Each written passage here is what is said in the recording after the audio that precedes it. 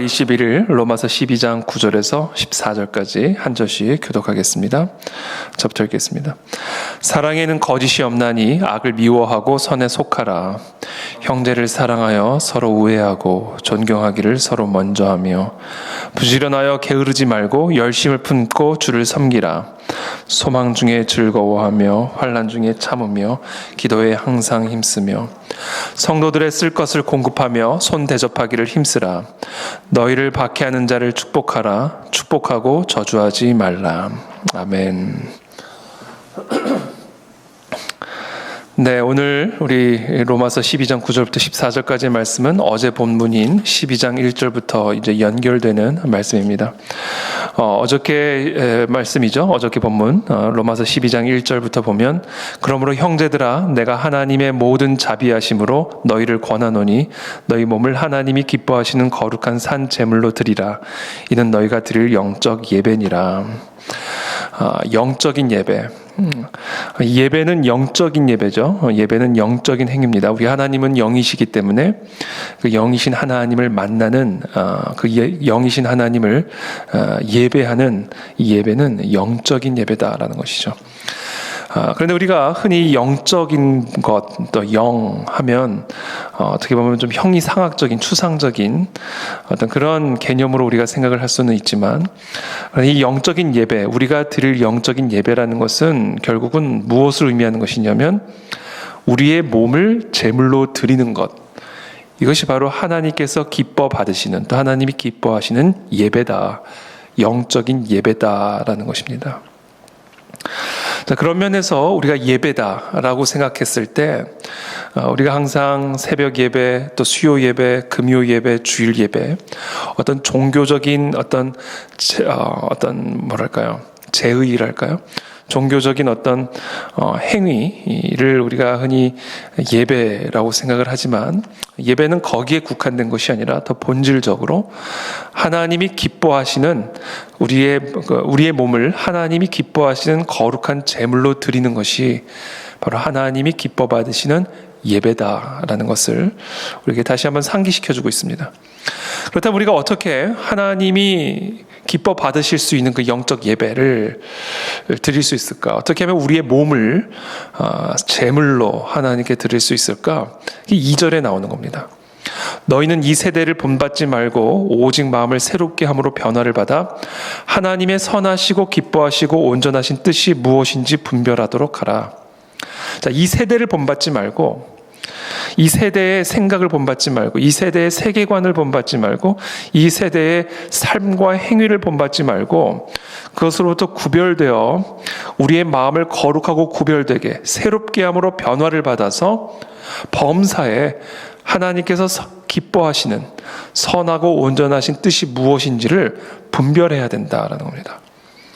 그러므로 영적인 예배란, 하나님이 기뻐 받으시는 예배란 우리의 몸을 산 제물로 하나님께 드리는 행위를 의미하는 것이고, 그와 같은 행위는 우리의 마음을 새롭게 함으로 변화를 받아서 하나님의 선하시고 기뻐하시고 온전하신 뜻이 무엇인지를 분별하는 것에서부터 시작이 된다.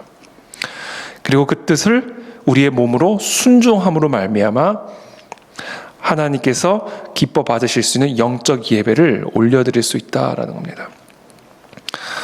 저와 여러분들의 몸을, 삶을 하나님이 기뻐 받으실 수 있는 제물로 드리는 그런 예배자가 되시기를 예수님의 이름으로 축복합니다.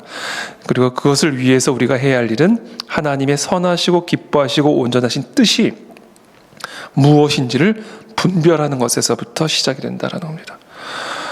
혹시 우리의 생각에 너무 강하게 사로잡혀서 하나님의 선하시고 기뻐하시고 온전하신 뜻이 무엇인지를 분별하지 못하고 있지는 않습니까?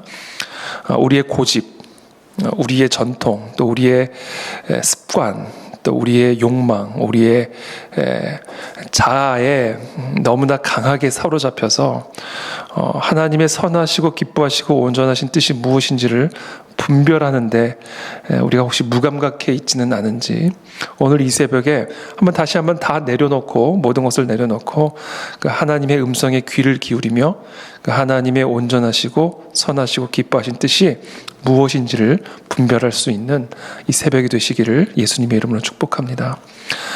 오늘 본문에서는 우리에게 가르쳐 주신 그 하나님의 기뻐하시고 선하시고 온전하신 뜻이 무엇인지를 말씀해 주고 계십니다.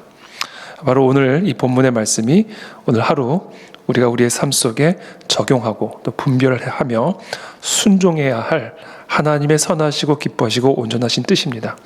그래서 오늘 이 본문의 말씀을 순종함으로 하나님께 아름다운 거룩한 영적 예배로 올려드리는 그런 은혜가 있게 되기를 바랍니다. 9절에 보면 사랑에는 거짓이 없나니 악을 미워하고 선에 속하라.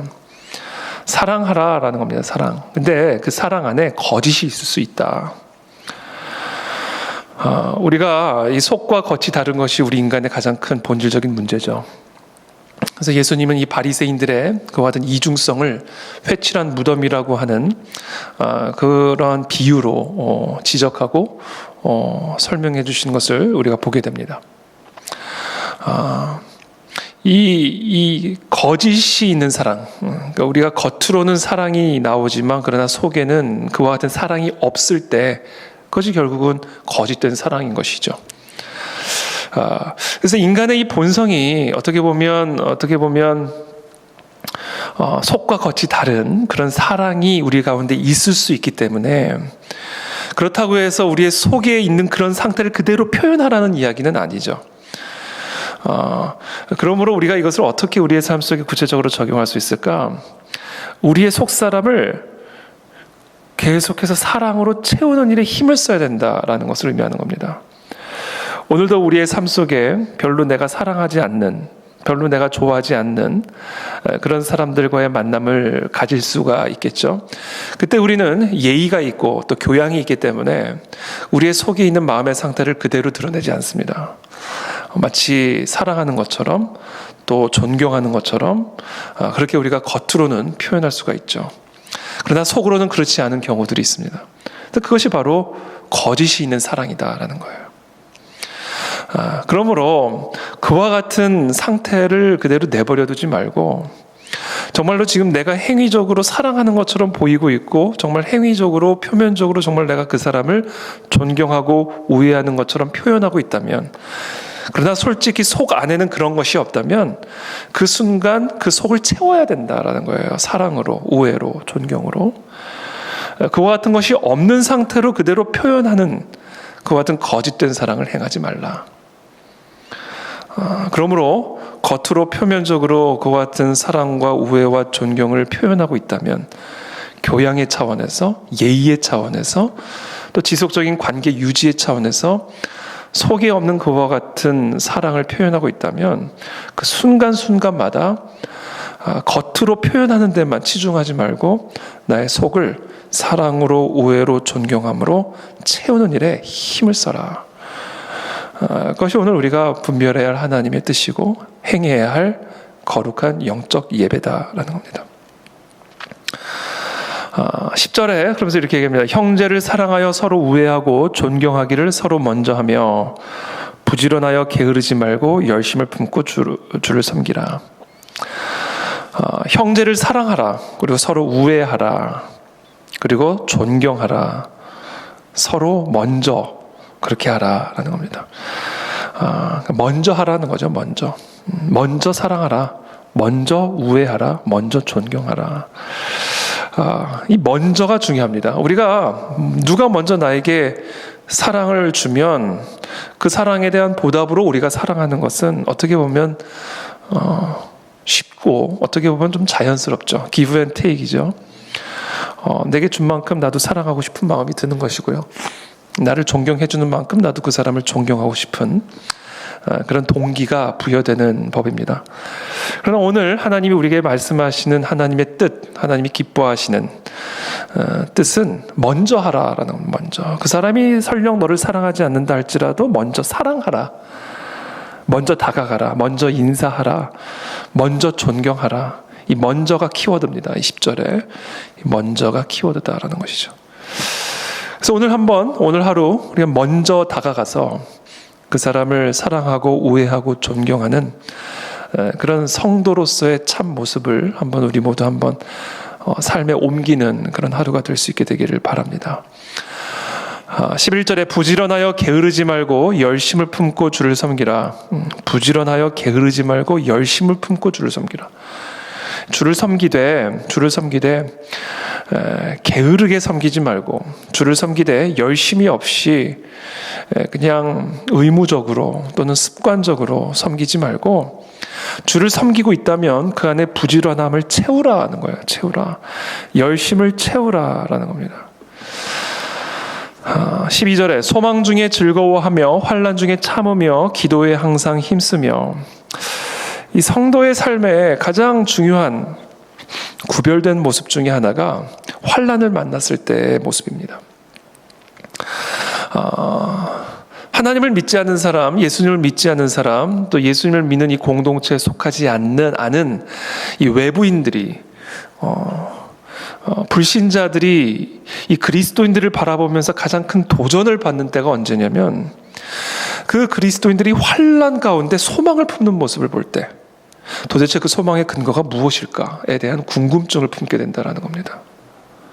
환난 가운데 모든 사람들이 절망하고 있고, 모든 사람들이 슬퍼하고 있고, 모든 사람들이 소망 없어 하고 있을 때 소망을 품으며 즐거워하며 그 환난으로부터 우리를 구원하실 수 있는 그 전능하신 하나님의 이름을 부르며 기도하는 일에 항상 힘쓰는 모습을 바라볼 때, 정말 의지할 것 없고 믿을 것 없고 완전한 절망 가운데 쓰러져 있는 저 불신자들이 마음에 강력한 도전을 받는다라는 거예요. 원튼 원치 않든. 그렇게 하나님을 불신하고 그렇게 하나님을 믿는 사람을 핍박하고 그렇게 하나님을 믿는 사람을 멸시하던 사람들이 그 같은 환난 중에 소망을 품고 즐거워하며 기도에 힘쓰는 그리스도인들의 모습을 바라보며 저 사람들 안에는 저 소망의 근거가 무엇일까? 저런 상황 속에서도 즐거워할 수 있는 저 사람들의 그 즐거움의 원천이 무엇일까? 도대체 저런 환난 중에 소망을 품고 즐거워하며 그 환난으로부터 자신을 구원할 수 있는 그 전능하신 하나님께 기도를 하고 있는 모습을 바라보며 그 하나님이라는 존재는 도대체 어떤 분일까에 대한 궁금증, 호기심, 그리고 자기도 그와 같은 하나님을 만나고 싶은 마음에 소망이 생겨나게 된다는 것이죠. 그래서 바로 이와 같은 모습이 오늘날과 같은 이런 코로나 팬데믹 사태 가운데 정말 이 그리스도인들의 그리스도인됨이 드러날 수 있는, 또 많은 불안과 두려움에 떨고 있는 수많은 불신자들에게 하나님, 살아계신 하나님, 정말 하나님이 살아계신다라는 사실을 드러낼 수 있는 그런 신자들의 참된 표징이다라는 겁니다. 이와 같은 환난의 때에, 어려움의 때에 소망 중에 즐거워하며 전능하신 여호와 하나님 우리 아버지 앞에 기도에 항상 힘쓰는 우리 참된 우리 그 안에 진리의 성도들이 다 되시기를 축복합니다. 13절의 말씀입니다. 성도들의 쓸 것을 공급하며 손대접하기를 힘쓰라. 여러분, 이게 지금 이 로마 시대에 살아가던 그리스도인들, 또 로마 교회를 향하여 사도 바울이 쓰는 편지거든요.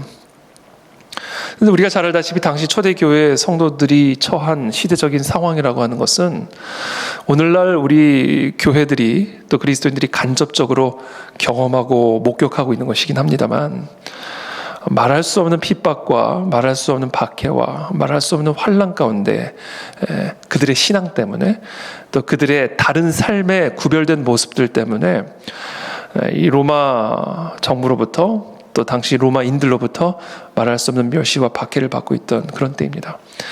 여러분, 당시 로마 시대의 여러 역사가들이나 또 로마 시대의 기록들을 보면 당시 로마인들이 신생 종교였던, 당시 신생 무리들이었던 이 그리스도인들을 바라보면서 정말 큰 충격을 받으면서 기록한 또 편지들을 우리가 지금도 볼 수가 있습니다. 그 기록들이 여전히 남아있죠.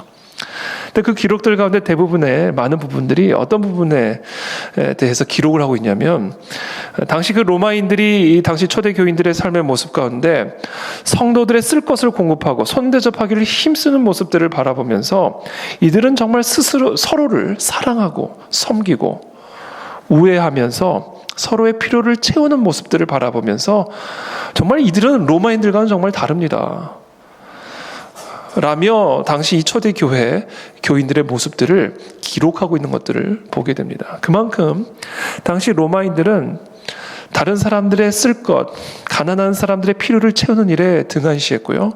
특별히 손님을 대접하는 일에 전혀 무관심했던 것들이 당시 로마인들의 삶의 모습들이었습니다. 자기밖에 모르고 자기들의 향락만을 위해서 살아가는 당시 로마인들이 성도들의 서로 쓸 것들을 공급하고 손대접하기를 힘쓰는 모습들을 바라보면서 놀라움을 기록하고 있는 그런 기록들을 보게 되는 것이죠. 자, 이와 같은 모습들이 우리 안에 있는가라는 것을 한번 좀 살펴보게 되기를 원합니다.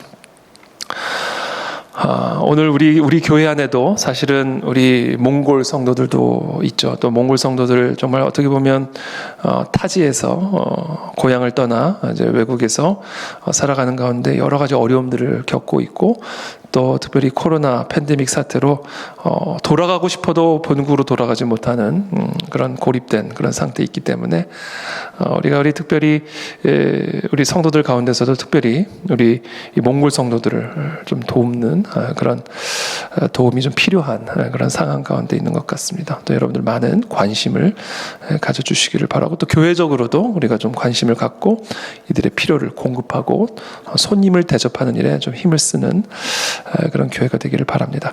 마지막으로 14절입니다. 너희를 박해하는 자를 축복하라. 축복하고 저주하지 말라. 여러분, 그 당시 그 로마 시대에 많은 사람들이 순교를 당하죠. 근데 당시 그 로마 시대의 기록들을 보면요, 이 많은 그리스도인들이 박해를 당하고 순교를 당했습니다. 특별히 네로 시대는 뭐 말할 수 없는 박해를 받았죠. 그래서 네로 황제 그 황실에 어두운 밤을 밝히는 등불로 이 크리스찬들을 사용했어요. 기름을 발라서 그 몸에 불을 붙임으로써 그 로마 황실 정원을 밝히는 그런 등불로 사용할 만큼 당시 우리 그리스도인들의 삶이라고 하는 것은, 당시 그리스도인으로 살아간다라고 하는 것은 어마어마한 핍박과 박해를 수반하는 그런 결단이었고 삶이었습니다. 그런데 그런 상황 가운데 그리스도인들에게 말하는, 너희를 박해하는 자를 축복하라. 축복하고 저주하지 말라. 이것은 결코 쉬운 일이 아니었을 것이죠. 그러나 그들은 한결같이 죽어가면서도 하나님에 대한 사랑을 잊지 않았고 하나님을 찬양했고, 특별히 그들을 박해하는 자들을 축복함을 바라보면서 당시 그들을 박해하던 로마인들이 큰 충격을 받았다라는 사실들을 기록하고 있습니다. 그리고 심지어 그들 가운데는 그리스도인들이 되는 경우도 많이 있었다라는 그런 역사적 기록들을 보게 됩니다. 그래서 오늘날 한국 교회가 사실은 핍박을 받고 있습니다. 이런 예배 금지, 또 기독교인들을 마치 이 모든 이 코로나의 발원지인 것처럼 몰아가는 이런 사회적인 여론들, 분위기들. 물론 뭐 정부의 또는 당국의 여러 어려운 또 난처한 그런 상황을 우리가 또 이해하지 못하는 것도 아니고, 그들의 수고를 또 우리가 뭐 이해하지 않는 것도 아니지만, 인정하지 않는 것도 아니긴 하지만, 그러나 분명히 이 코로나를 이용하여 기독교를 또는 교회를 탄압하는 그것도 분명히 있음을 우리는 기억해야 합니다. 제가 이번 주일 예배는 그래서 좀 특별한 설교로 현재 우리가 코로나 시대를 어떻게 우리가 그리스도인으로서 바라보고 이해해야 할지에 대한 특별 설교를 좀 할 예정인데요. 그럼에도 불구하고 우리가 우리의 교회를, 또 우리 그리스도인들을 핍박하고 박해하는 자들을 저주하지 말고 축복하라라고 오늘 사도 바울은 우리에게 가르쳐주고 있습니다. 저도 오늘 이 본문을, 말씀 14절을 특별히 묵상하면서 이 본문의 14절의 말씀이 제 마음의 중심과 충돌하는 것을 느꼈어요. 왜냐하면 우리를 박해하는 자를 우리는 본능적으로 박해하고 싶고, 우리를 저주하는 자를 우리도 본능적으로 저주하고 싶은 것이 인간의 마음이죠. 그러나 하나님은 오늘 우리에게 말씀하십니다. 박해하는 자를 축복하라. 축복하고 저주하지 말라. 이것은 무엇을 의미하냐면 하나님에게 모든 심판을 맡기라라는 이야기입니다. 우리가 심판하지 말라는 것이죠. 그 모든 심판을 하나님에게 맡기고 우리는 그들을 축복함으로써 그리스도인의 구별된 모습을 보이라라는 것을 오늘 우리에게 말씀하고 있습니다. 자, 오늘 9절부터 14절까지 여러 가지를 말씀을 드렸는데 바로 이와 같은 것들이 우리의 일상의 삶 속에서 또 우리가 살아가고 있는 이 세상 속에서 하나님이 기뻐하시고 받으실 수 있는 그 거룩한 산 제물로 하나님께 드릴 수 있는 마땅히 드려야만 하는 영적인 예배임을 오늘 우리에게 말씀하고 계십니다. 그래서 어쩌면 우리가 이번 주 제가 오늘 이제 영상으로 또 여러분들에게 앞으로 우리 교회 앞으로 한 2주 정도 일단은 2주 정도 우리 교회 여러 예배와 방향에 대한 그런 방향들을 또 영상으로 여러분들과 함께 나눌 예정인데요. 진행이 되는 동안 그렇게 2주 정도 진행이 되는 동안 우리가 한번 그동안 우리가 놓쳤던 이 영적인 예배, 진정한 예배의 의미, 우리의 삶 속에서 하나님이 기뻐하시고 선하시고 온전하신 그 뜻을 우리가 과연 분별하며 그 뜻을 위해 우리의 몸을 제물로 드리는 일에 힘을 써왔는가를 다시 한번 점검하는 그런 계기로 삼을 수 있으면 좋겠다라는 생각이 듭니다. 물론 우리가 이 예배라는 것은 우리 성도들이 함께 모여서 하나님을 찬양하고 예배하는 가운데 공동체 가운데 임재하시는 그 하나님의 임재를 누리고 천국의 복음잔치를 누리는 것이 이 예배의 아주 중요한 중심이기는 하지만 그러나 그것이 다가 아니다. 그걸 제가 항상 강조했죠. 그래서 예배는 이 성전에 들어오면서부터 시작이 되는 것, 들어오고 나가면서 완성이 되는 것이 아니라 이 성전에서 예배를 드리고 나감으로써 시작이 된다라는 것을 항상 말씀드렸죠. 이 성전에서 우리가 하나님의 임재를 누리고 하나님이 우리에게 주시는 생명의 양식을 충만하게 받아 우리의 가정으로, 우리의 회사로, 우리의 세상으로 돌아가 살아계신 하나님의 뜻을 행하는 우리의 몸을 거룩한 산 제물로 드리는 그런 영적 예배자로 세상 속에서 주중 가운데 세워지는 것, 그것이 예배의 완성이다라는 것을 제가 항상 강조해 왔습니다. 그런 면에서 우리가 앞으로 한 2주 정도 우리가 그동안 놓쳐왔던 이 영적 예배를 다시 한번 세우며 우리의 가정 속에서, 우리의 직장 생활 속에서, 우리의 일상의 삶에서 회복할 수 있는 그런 은혜가 있게 되기를 축복합니다. 제가 오늘 오후에 앞으로 구체적으로 어떻게 우리가 해나갈지를 한번 나누도록 하겠습니다. 지금 현재 정부 지침은 모든 대면 예배를 금지하고 온라인 예배로, 비대면 예배로 전환하라 이렇게 이야기를 해서 그동안은 권고였는데요. 이번에는 행정 지침이고 만약 그것을 어길 경우에는 벌금을 내야 하고요. 또 아마 교회 폐쇄 명령이 나올 겁니다. 그래서 저도 기도를 하고 또 우리 성도님들과도 함께 기도하고 있고 또 우리 모든 그 안에 진리교회 성도들이 다 지금 기도하고 있을 거라고 생각이 됩니다. 그래서 창의적으로 우리가 이 모든 것들을 좀 대응하면서 최대한 또 협조를 하는 가운데 그러나 또 최대한 우리의 이 모이는 예배를 어떻게 하면 힘써서 할 수 있을까를 창의적으로 좀 대응을 하려고 합니다. 그래서 오늘 오후쯤에 저희가 영상으로 또 여러분들과 함께 나눌 수 있는 기회가 있을 것 같고요. 이번 주일에는 특별히 우리가 이 코로나 시대를 살아가는 그리스도인으로서 이 코로나 시대를 어떻게 이해해야 할지를 함께 나눌 수 있는 그런 시간이 되기를 원합니다. 제가 함께 우리 마지막으로 한번 다 같이 기도하고 우리 각자 기도하는 시간을 갖기를 원하는데요. 하나님, 우리의 삶에 무너진 이 영적 예배가 회복될 수 있는 은혜가 있기를 원합니다. 하나님, 우리 일상의 삶에 하나님이 기뻐하시고 선하고 온전하신 그 하나님의 뜻이 무엇인지를 우리가 분별함으로써, 우리가 순종함으로써 하나님이 기뻐 받으시는 산채물, 우리의 몸을 드리는 예배자로 다시 한번 회복되어지는 시간들이 될 수 있도록 은혜를 베풀어 주시옵소서. 함께 우리 반주에 맞춰서 함께 기도하며 나가겠습니다. 기도하겠습니다. 살아계신 하나님, 감사합니다. 오늘 우리에게 주신 이 말씀을 기억하며 나아갑니다. 주님, 우리의 삶에 무너진 영적인 예배를 회복하여 주시기를 원합니다. 하나님, 우리의 예배가 삶의 예배로 새롭게 회복되어지고 세워질 수 있게 되기를 바랍니다. 하나님의 기뻐하시고 선하시고 온전하신 뜻이 무엇인지를 오늘 하루도 분별하는 가운데 우리의 몸을 그 뜻을 순종하기 위해서 산 제물로 드리는 참된 그리스도인으로, 참된 구별된 신자로 세워질 수 있는 은혜를 우리 모두에게 허락하여 주시옵소서. 하나님, 앞으로 2주간 우리가 온라인 예배로 전환을 하려고 합니다. 하나님, 그러나 그런 가운데에서도 하나님의 임재가 우리 가운데 충만하게 임하게 되기를 원합니다. 하나님을 더 깊이 만날 수 있는 시간들이 되기를 원합니다. 하나님, 이 코로나 사태가 하루속히 종식되게 도와주시옵시고, 하나님, 이제 다시 한번 새롭게 우리의 교회와 우리의 가정과 이 나라와 이 민족이 변화되어지고 변화를 받는 하나님 그런 시간들이 될 수 있도록 하나님 은혜를 베풀어 주시옵소서. 우리에게 은혜를 베풀어 주시옵소서. 아버지, 도와주시옵소서. 살아계신 하나님, 감사합니다. 오늘 우리에게 주신 이 말씀을 붙들고 또 우리의 일상의 삶으로 돌아갑니다.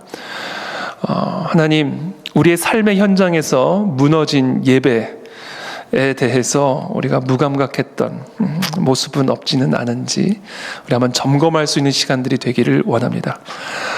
이번 코로나 사태로 말미암아 온 교회가 온라인 예배로 전환되어야 하는 이런 상황 속에서 마음 한켠에 말할 수 없는 안타까움과 또 마음의 어려움과 불편함이 있지만, 그러나 하나님, 이런 시간을 통해서 다시 한번 또 우리가 그동안 무너져 있었던 삶의 예배의 자리를 회복할 수 있는 또 그런 계기가 되기를 원합니다.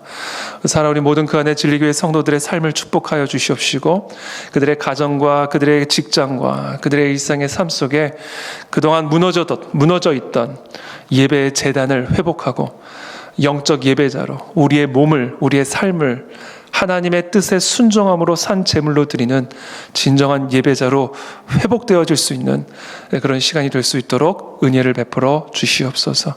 이 코로나 시대에 사랑하는 우리 모든 그 안에 진리교회 성도들 지켜주시고 보호하여 주시옵소서.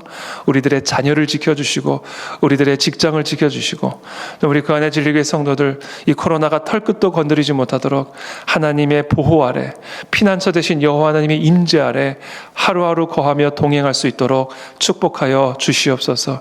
하루속히 백신도 개발되어지고 치료제도 출시되어서 하나님, 하루속히 이 코로나의 두려움으로부터 해방되어 우리가 더욱 건강하고 견고하고 온전하고 균형 잡힌 예배자로 하나님 앞에 서는 한국 교회와 이 열방의 교회들이 될 수 있도록, 그래서 새로운 부흥의 역사를 경험하고 목도할 수 있는 그 하나님의 새로운 시대를 볼 수 있도록 은혜를 베풀어 주시옵소서.